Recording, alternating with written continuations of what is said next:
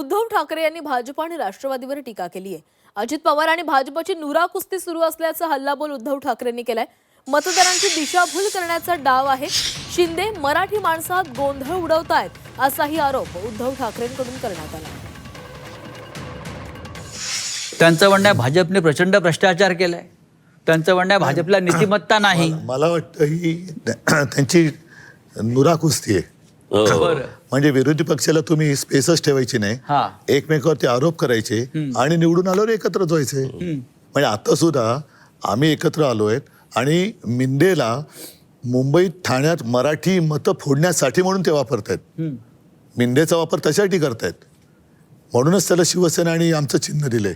म्हणजे मराठी माणसामध्ये गोंधळ उडवायचा, त्याच्यात फूट पाडायची, मराठी माणसं फोडायची, हे मिंदेला दिलेलं काम आहे।